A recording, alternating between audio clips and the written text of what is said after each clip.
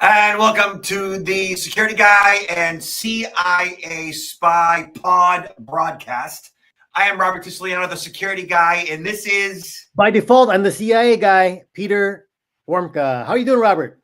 I'm doing pretty good, Peter. Good to hear your voice. How's everything up there in the north? It's good. I'm putting the boat in the water tonight. Oh, it's getting even too hot down here to put a boat in the water. There's no such thing. You're going to go out like at 5 in the morning. God, no. 90 degrees and high humidity. Oh, my God. I'll take it any day. That is boating weather as far as I'm concerned. That is boating weather. Yes. Oh, yeah, when you're not stationary. You're not going to be fishing out there. You're going to be cruising. So here's the deal, right? Like when it comes to boats, like my girls need hot weather to get in the water. And whether we're sitting there or moving, they're fine as long as it's hot weather. Okay. Tonight actually is going to be chilly. It's going to be like in the 60s. Nice. And we're going to be dressed like head to toe on the boat at night, and there's fireworks in Boston Harbor. I don't know, but you grew up in Massachusetts, right? Yeah. I would think that the cold weather, you would love cold weather. I grew up in Wisconsin, and I mean, the colder the better. I just hate the heat and the humidity, but cold, I love it. Yeah, no, you're a different breed, man. People around here do not like the cold. Like that's just we like the change of seasons. That is the thing. We like the change of seasons, but like we like a snow. Okay, then we're done. And then the ongoing chill in the air. No, we could do without that. Like it wears on you. And my girls like especially my wife and her sister forget about it. They're like all done with it. They can't even deal. My sister so much so that she moved to Australia. She's like, I'm done. Oh, wow. Maybe we should just change residences. I'll live in your house and you come down to Orlando, live in mine, and we'll be happy. Yeah, but you got no change of season. You got no change of season. Well, it's hot and hotter. What do you mean? Yeah. Oh yeah, but fireworks in Boston Harbor tonight. I'm really excited about that. Oh, that's beautiful. Like yeah, enjoy it. Yes. Mm-hmm. We get like right under them. Like you can smell the sulfur. Like that's how close we get. It's pretty cool. Oh wow. Yeah. Mm-hmm. Lots of fun. Peter, lots of stuff going on, man. So I just came back from New York. I spoke in front of 100 real estate agents. I provided them a 6-hour CSI protection for continuing education, right? And so, these are service professionals. They are, small businesses, independent contractors, and they have data to protect, right? A lot of data because they have the data on their clients, right? And they've picked up a lot of information about their clients to be able to find that perfect house for them, right? I mean, tremendous amount of data. Yeah, and the real estate agents themselves may or may not, usually not, handle Social Security numbers. Usually not. Usually the most sensitive information is going through the mortgage broker, right? The bank. Yeah.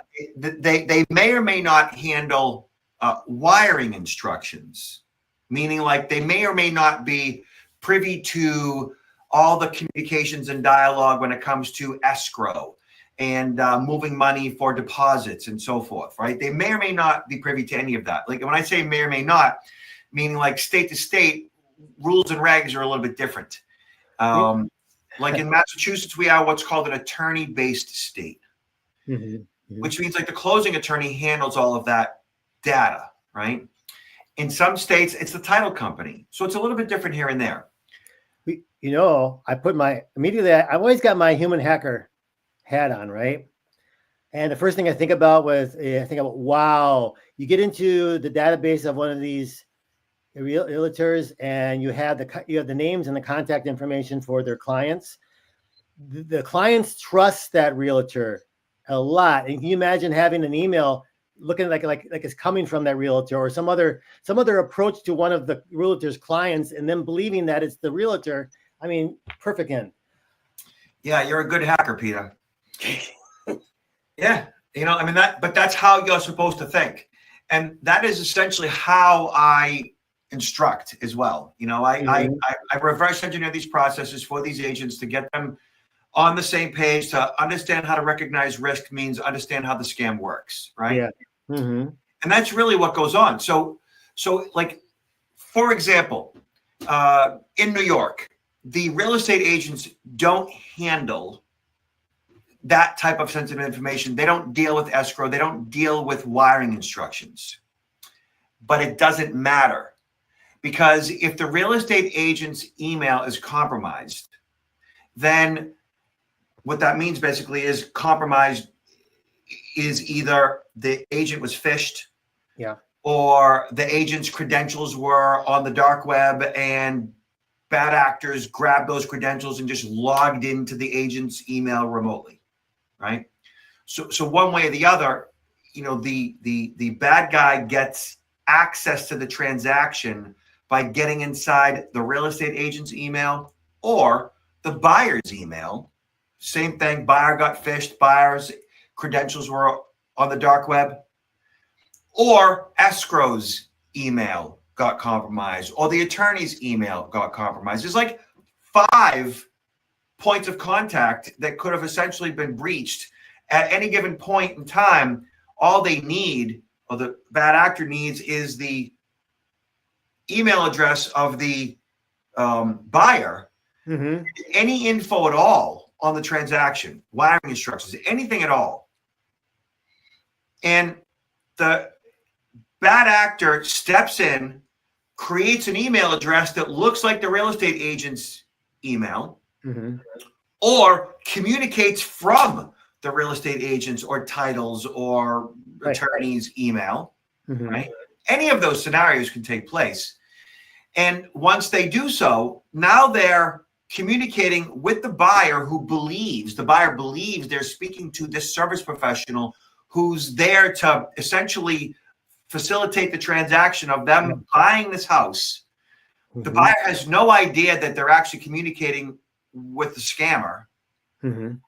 And when wiring instructions are sent across to the buyer, they're like, okay, yeah, we'll do that. And they complete the transaction, sending money to a bank controlled by a criminal. Yeah, so fast, so easy, and the realtor wouldn't even know that it's happening until later on. Maybe the buyer said, "Hey, what's happened here?" Right? Sometimes the realtor or the escrow or whoever, they don't find out about this until the buyer mentions something in passing days or weeks later. Meanwhile, there's been other clients of the realtor, let's say, or the escrow that have been hit with the same thing. Probably. Yeah. And when I get in front of these real estate agents, which is, 40, 50 times a year, either virtually or in person, the way I start my presentations with every one of them, it doesn't really matter what group it is. This is what I do. I'm like, okay, so how many of you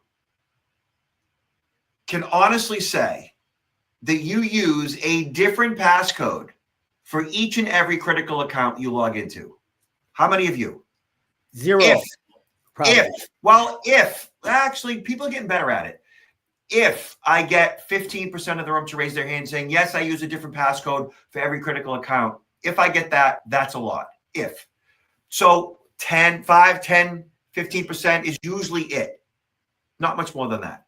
And those people probably, if they're being honest, probably they're using a password manager, right? Because then it's a lot easier to be able to have a different one, different for each login, right? But if you're trying to do it manually, and you're not writing anything down, it is next to impossible to be, Today we have 30, 40, 50 different accounts that we log into. Easy. Yeah. So, and the other question that I asked them is, okay, so if you are, whether or not you're using, a different or the same passcode across each critical account, how many are using 2-factor authentication for all your critical accounts, including email? Very few. If I get 20%, that's a lot. And so, which boils down to between 80 and as much as 90% of the audience, and this is quite frequently, is not using a different passcode across each account and is not using 2-factor authentication, which makes 80 to 90% of the audience vulnerable. And when you are a service professional engaged in a real estate transaction and your client is forking over $1 million for a home and they're told to wire a significant amount, 6, even 7 figures, they're just going to do it. they're not even going to question it. And when you have 80 to 90% of the audience who, and again, the New York agents may not even handle wiring instructions, but that doesn't even matter because the buyer doesn't know the difference. The buyer is going to do what they're told, even if they're told by the real estate agent who doesn't actually handle wiring instructions. The buyer is going to do what they're told, and they do. That's a huge problem. I got a question for you. If you know the answer to this, let's say that this happens through the realtor, right? That the bad actor was able to get into the realtor's database and then approach clients and then bilk the clients out of millions of dollars. Is there any legal liability that the realtor could face? Oh man, they're all getting sued. Everybody's getting sued. Everybody in the transaction is getting sued. Everybody. Because look, even if the real estate agent's email was tight, even if they have some form of liability insurance, okay, even if. And so when the buyer is breached or compromised and wire that money, they're going to be looking for compensation. The first thing they're going to do is contact their attorney. Right. And their attorney is going to start the process of due diligence by, filing suit, but at the same time, making an effort to determine who essentially is liable here, and the buyer's attorney may jump and sue without actually knowing the full story. Full story being, okay, so if you were to bring in a forensics expert to make the determination as to where the vulnerability was it the buyer? Was it the real estate agent? Was it escrow? Was it title? Was it the attorney? And so forth. Somebody at some point who is being targeted in a lawsuit is going to want to get to the bottom of this. Yeah. So, okay. And we've seen in a number of different directions, the buyer ultimately being responsible, the real estate agent ultimately being responsible, title or escrow ultimately being responsible. When forensics gets involved, they're going to be able to determine liability, usually. So it's a sticky situation, but when you have an industry like real estate and one of the questions I ask them all the time is, how many of you, show of hands, the 100 agents in the room, how many of you have been engaged in what's called phishing simulation training? Raise your hand. In an audience of 100, if I get 5 to 10 people to raise their hand, that's a lot.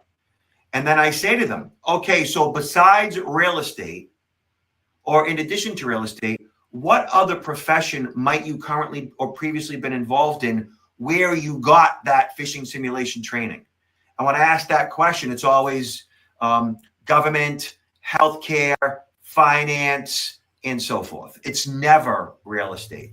Well, maybe they think that maybe that's the reason. One of the reasons is that typically they're small companies in regard to personnel.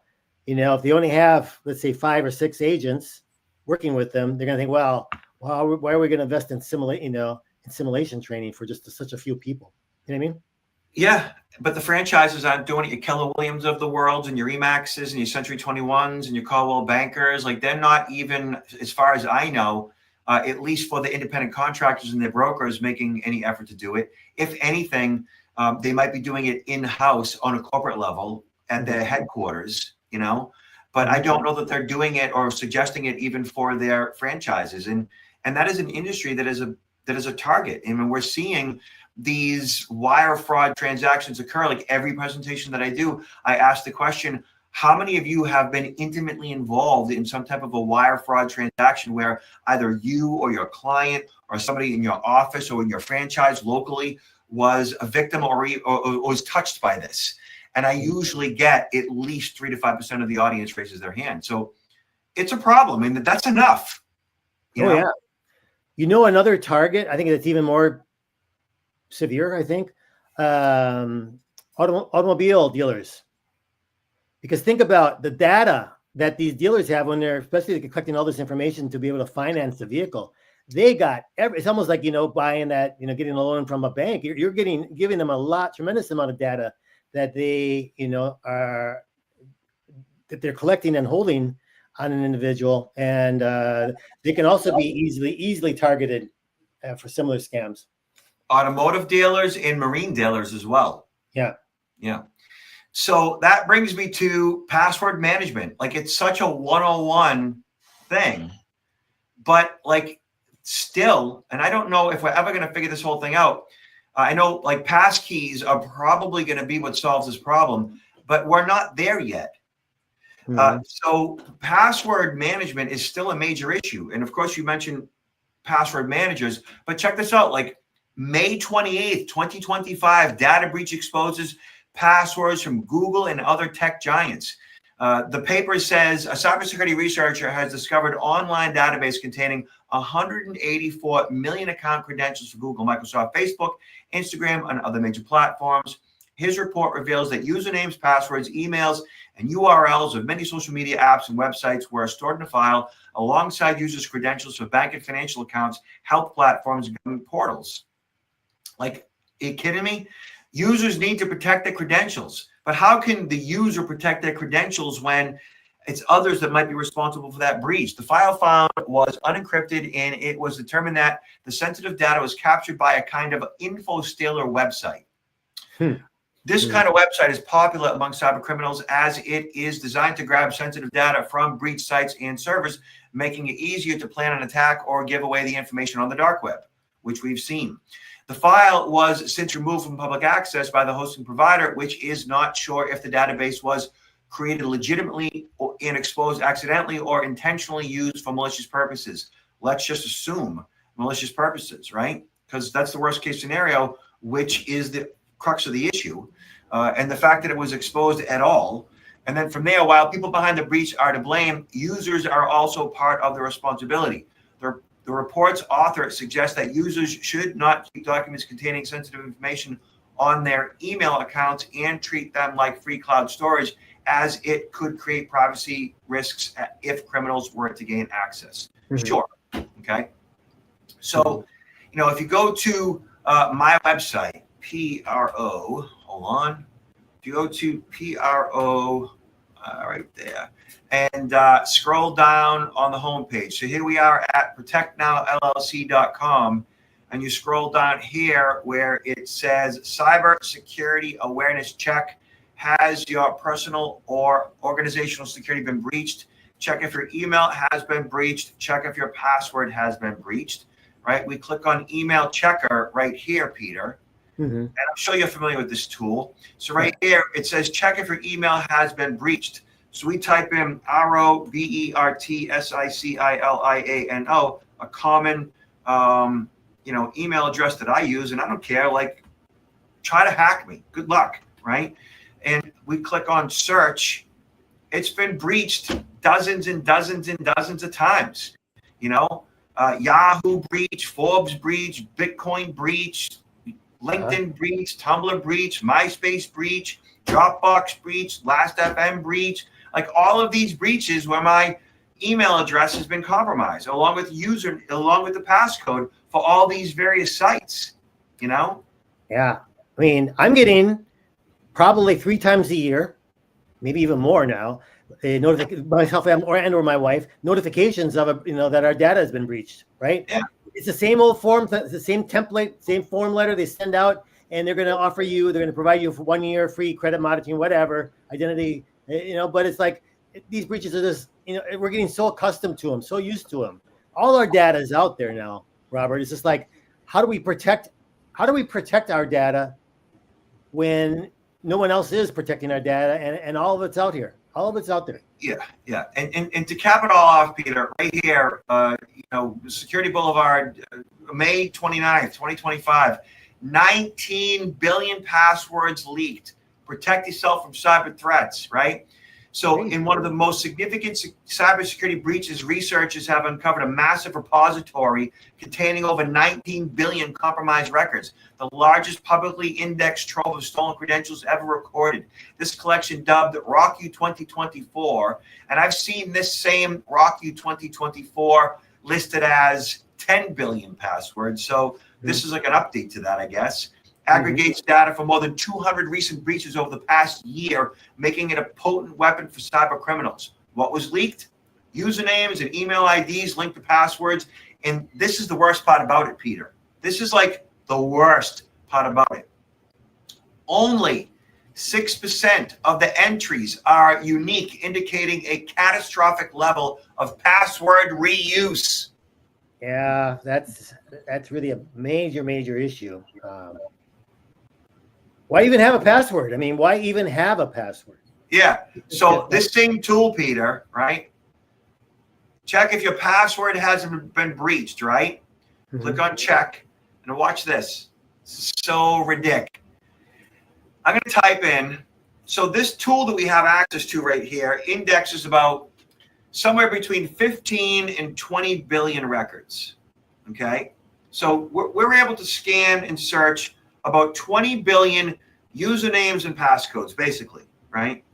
So let's search out 1, 2, 3, 4, 5, 6. So let's just say out of 20 billion credentials, 1 through 6 is used, hold on, 130,075,037 times. Really?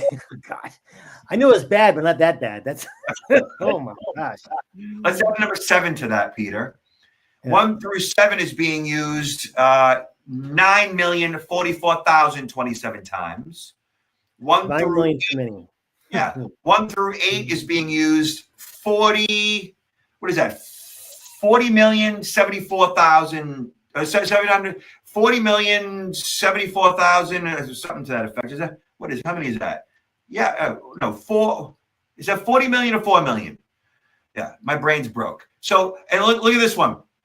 So when doing my own research and finding these data dumps, right? Because I do my own like dark web searches and I find stolen records. I found a trove of records. I found 21 million stolen credentials on a particular data dump on the dark web. So I downloaded it and I have those records, Peter, right? So I go through these passwords myself, right? And I see them, right? And one of the passwords I saw was, check it out, ILIKESEX.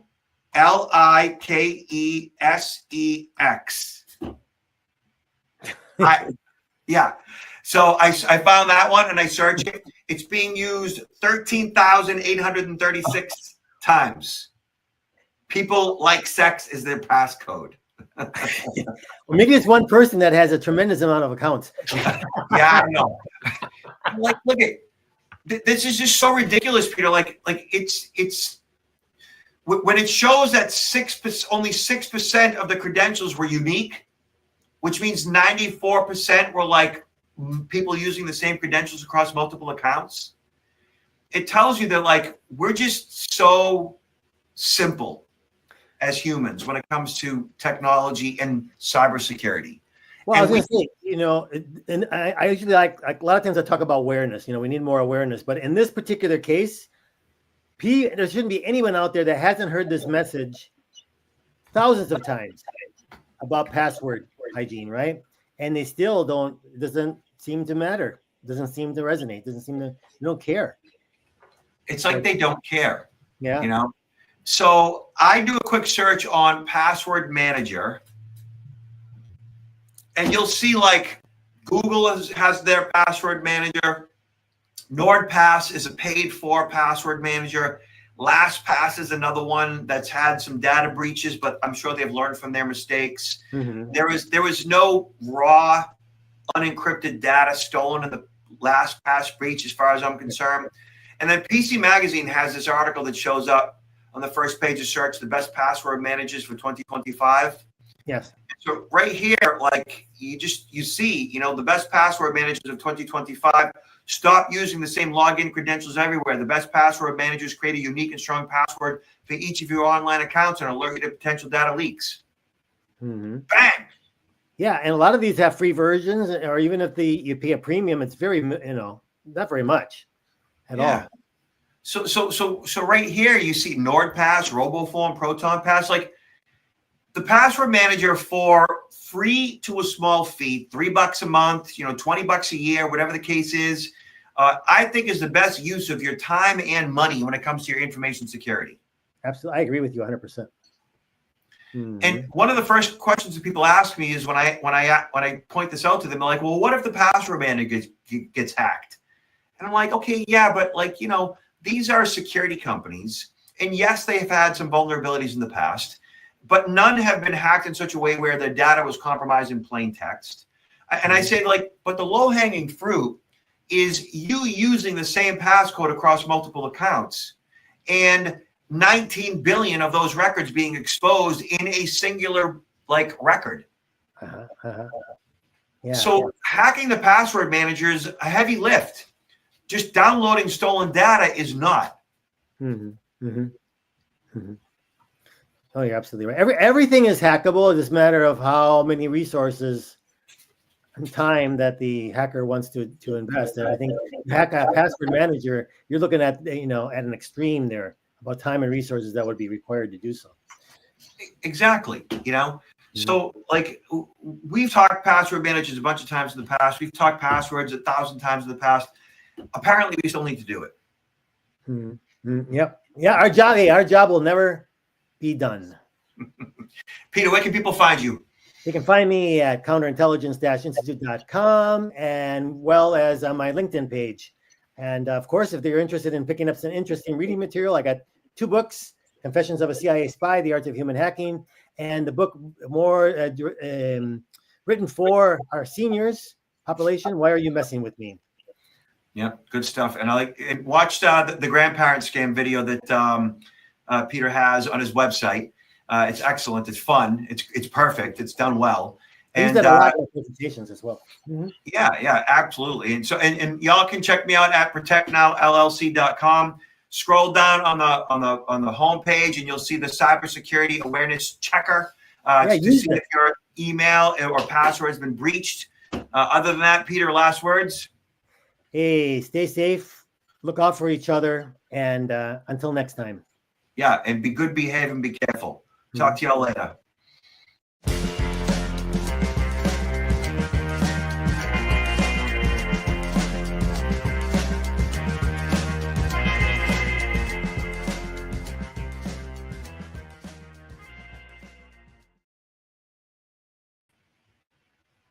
Very good.